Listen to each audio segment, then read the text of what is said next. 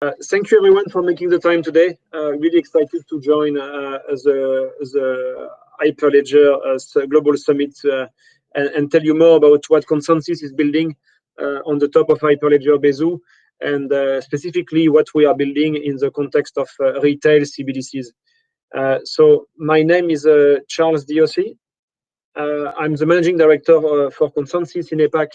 And ConsenSys is one of the largest blockchain engineering company focusing on the Ethereum ecosystem. You probably know some of our products such as ConsenSys Quorum, which is built on the top of Hyperledger Besu, but also products such as Infura, MetaMask, or Truffle. So during this talk, we will be talking about some market insights about CBDCs. I will give you also our views on digital currencies in a retail context. I will be sharing some of our thoughts and works around scalability and CBDCs, which are very important in the case of retail CBDCs, as well as looking at how privacy can be implemented in these retail CBDCs. And we're going to end up with a little bit of a demo and illustration of how this platform looks like. So I really encourage you to stay until the end and prepare some questions. I'm happy to take questions at the end of the talk. So let's start with a few market insights. So as you know, blockchain is disrupting the payment infrastructure, is disrupting many different kind of parts of the financial ecosystem and the way we interact in a digital way. But payment is clearly the first on the line. So you see giants such as Visa, MasterCard, and many others, which are starting to face some contenders from the stablecoin industry. So stablecoins are essentially privately minted money. They come a little bit earlier than CBDCs, but whatever is happening with the private stablecoin is also something to consider ahead of the CBDCs. And CBDCs are clearly having a similar momentum, not at the same pace. They involve central banks, they involve a lot of policies, a lot of experimentation, because for a government, moving your money on blockchain is a big decision, and you want to make sure everything is in order from the legal point of view of your CBDC, but also in terms of implementation, rollout planning, and also resiliency. So if you refer to the research from BIS, today there is about 80% of central banks working on CBDCs. Among them, a smaller part are working on the retail part per se, at least in implementation of POCs. Definitely the big leader and the elephant in the room is mainland China with the retail CBDC, which is really super actively getting closer to a full launch. But there was also a few experiments and some other release in Vietnam or in the islands between the US and South America. So clearly a topic which is hot and a lot of people at work on this topic. So if you look at digital currencies, looking at the retail kind of architecture today, you see on my left of the screen the way the settlement and the authorization of payments are organized today. So you see multiple different stacks of services, infrastructure providers, and when you move this architecture and kind of optimize it with a blockchain base and Hyperledger Besu, you are essentially able to compress and create a CBDC ledger where all these players will be able to interact. But at the end of the day, the experience for the e-wallet providers or the end users should remain the same. Not to disrupt the experience, but really improve the experience and improve firstly the back office part of this payment industry. So there is two use cases in CBDCs and in the payment systems, the wholesale payments. So you see some initiative built on Ethereum, such as JP Morgan, DBS, and Temasek here in APAC and precisely in Singapore. But there is also many other initiatives which are really focusing on the retail payment part of the CBDC digital currencies conversation. And depending who you are, so on my right of the screen, retail CBDC to get, I would say, to trigger a migration from the legacy infrastructure to the new infrastructure, CBDC based. CBDCs cannot be only faster. They should be bringing some additional value and unique value, which can't be replicated in the traditional legacy systems. So programmable money, decentralized finance, decentralized identity, interoperability, as well as monetary controls are features which we are working very actively with our customers to implement and build on ConsenSys Quorum on the top of Hyperledger Besu. ConsenSys has been involved in CBDCs for quite some time now. Back in 2018, we've been already started to work with the MAS and the South African Reserve Bank. And today in 2021, we have multiple engagements in parallel. With Société Générale, we are working with Banque de France here in Hong Kong, together with BIS, PBOC, HKMA, CBUAE, and the Bank of Thailand.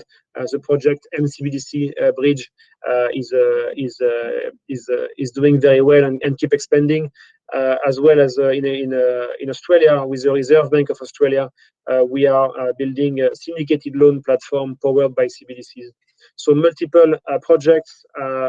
Global footprint, and this exposure leads us to some learnings and a stack which has been evolving and fitting all these different type of use cases we've been exploring with central banks.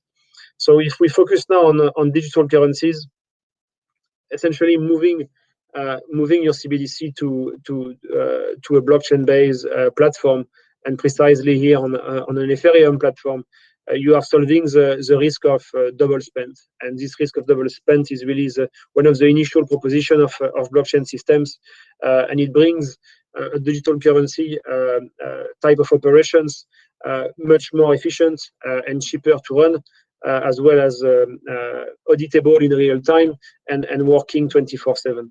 So that's really the core proposition. On the top of this proposition of moving your CBDCs on Ethereum, you get the opportunity to easily start a new type, a new generation of money, which are the programmable and programmable money, as well as the composable finance. And that's really built, and these kind of features are really built out of the core specifications and capabilities of Ethereum when you deploy with Hyperledger Besu, for example. So we have at ConsenSys some key principles. We acknowledge that there is a lot of unsolved questions around CBDCs, and we are early in this type of products. But we believe that CBDC should be digitally native money. The distribution comes in 2 tiers. That's what we observe mostly, and what we support with our solution. We believe in CBDCs which are token-based, and that's very important. I think this is really the type of architecture which is the closest to the existing architecture of money, and the closest in terms of experience also for the users. We build mostly or recommend building platform which have public and private capacities, so it's a perfect fit with Hyperledger Besu. As we all know, we like also to build systems which are interoperable, as well as building on Ethereum, where we have the most experience, and where the stack and the ecosystem around the stack is the most inspiring and supportive. So let's go into more details. How do we develop this CBDC infrastructure on the top of Hyperledger Besu at ConsenSys? It comes into 4 different folds. So we usually start building a permission network where all the different players can be connected and run their nodes, should they be central banks or some other type of participants. So after having these kind of foundations, on the top of it, we come and add an ERC20 smart contract, which essentially will be managing the issuance and the redeem of CBDCs and connected to a fiat on-ramp if it's required. Privacy is important. Every CBDCs evolve into jurisdictions where there is data privacy and privacy regulations, and money should respect that. So to comply with this type of requirements, we deploy a zero-knowledge ERC20 smart contract, which essentially enable the banks and the central banks to communicate among themselves on the base of a zero-knowledge proof. to make sure that the privacy is respected, and communication between one bank to central banks will not be visible to other participating banks. Then later we've got a fourth part, which is a roll-up smart contract. So the roll-up smart contracts are helping essentially in matching the requirement of a retail CBDC, having a high throughput. We're going to come back to this a little bit later in the presentation, and having a focus on the ZK capabilities of the architectures, as well as the roll-up features. So the way we design this retail CBDCs in a simple way, you've got a private network with the central banks, you've got the commercial banks. Depending on the requirement of the central banks, we might also include in this CBDC ledger payment service providers, and then business applications are built on the top of this architecture and base and foundation. So this can be existing applications which come and connect simply via API, or new type of applications which are more blockchain based and natively integrate with the blockchain. So if you look at a simple high-level flow of CBDC transfer here between Bob and Alice, so there will be an application which is an application which can be an existing digital payment application, but capable of managing and dealing with CBDCs. This application will craft and sign a transaction. The transaction will be broadcasted via the bank or the PSP node on the network, get finality, and then essentially broadcast back this finality and update the records back to Alice. So it's a very, very traditional type of transactions management. You could add authorization in the middle, depending on your use case context. So let's focus on scalability, which is clearly a topic where few people are able to deliver and focus on right now. We've seen over the past 2 years a lot of experimentations on CBDCs in a wholesale context. So wholesale means a smaller number of transactions, but transactions of larger value. So you play with a network and a setup of transactions, which is not always requiring a very high scalability. But in the context of retail CBDCs, you're talking about millions of accounts and a need for an infrastructure which is really capable of I would say managing such a demand and stress. So at ConsenSys, we built what we call the layer 2 solution. So it sits on the top of the original blockchain, and this solution is called Sumo. So Sumo is actually built following the roll-up framework with a ConsenSys framework, and what it allows is to essentially create a side chain where you can get a very large number of transactions, a way faster consensus, and we've been able to experiment 18,000 TPS, transactions per second, on the base of 100 millions of accounts. So this Sumo chain is using a BFT type of consensus, and come and plugs very elegantly on the top of Ethereum-based permission networks. When it comes to privacy, we also work and design products for the different projects we are involved with, and what we want to achieve with privacy is to keep transactions private, and making sure that the participants can transact with one another, but also keep the level of privacy. And if you look at the context of a retail CBDC, you can think of central banks, communication with central banks, communications between commercial banks, communication between banks and final users, and communication between final users. So it brings the number of use cases and the number of situations you need to be able to handle very large. So there is one option to build privacy on Hyperledger Besu, is following the architecture of what we call privacy groups. It's one option. But there is also another option, which is more around what we call the zero knowledge proof, which allows us to essentially generate transactions, and out of this joint split between the different transactions, being able to ensure the continuity and the validity of a transaction, but without revealing any value of the transactions, neither who is the receiver. So this zero knowledge proof solution is the second solution which we implement in the context of retail CBDCs. It's both solutions of private groups and ZK have trades-off. Private groups are a good fit for wholesale CBDCs and probably have been experimented more and probably ready a little bit more ready for production. ZK is still a new type of privacy management, but it's very promising and progressing extremely quickly. So depending on the context, we will deploy a different type of privacy solutions for our solutions. So different type, as I said, various trade-off between the privacy groups and ZKs. So let's look a little bit more on how this platform for CBDCs called Codified Payment, which is an application layer built on the top of this CBDC foundation blockchain works. So you could, the platform has capabilities of managing central banks, and even end users. So you can, as a central bank here, for example, create your CBDCs. So you want to eventually to connect this platform with your original fiat or custody solution to make sure you mint what you own. And then there is capabilities to directly for holders. So it could be, for example, a bank, a commercial bank, starting to essentially trade and swap with the central banks their fiat, or getting an allocation by the central banks through some other mechanisms.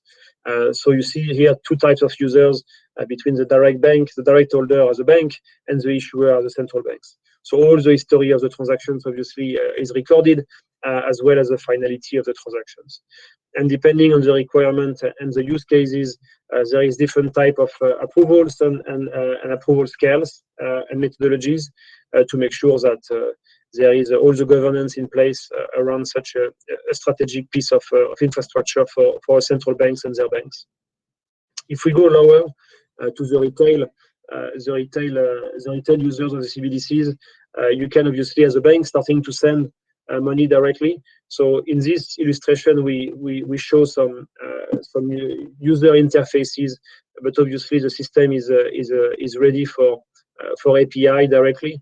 So you can have directly machines issuing and automating all this process. But for the purpose of illustrating the transactions, I'm presenting to you today the UI and of the platform. So you could imagine, for example, having an end user receiving from his bank some of his CBDCs. In this context here, we are using ConsenSys MetaMask, but this could be any other type of ERC compatible type of wallet. And then the end user direct holders could also start to have a peer-to-peer exchange of money. So it could be between users or user processing the payment, and it's a very similar experience as any digital payment, where you can use a QR code or use an address. You will note that we are here on a private network, so there is no gas fee. The transactions are essentially free of charge and instant.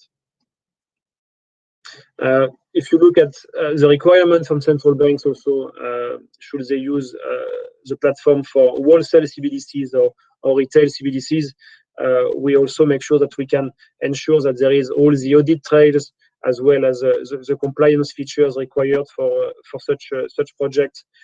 Should you be a bank, if you need to document your activities, but also central banks to kind of oversight whenever it's needed some of their licenses and making sure things remain in order.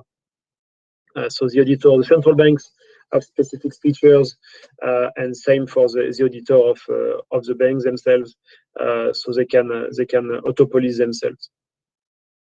And you can increase, obviously, as a central bank, your CBDC supply by minting additional CBDCs, but also burning some when they have left the system or for some accounting reasons.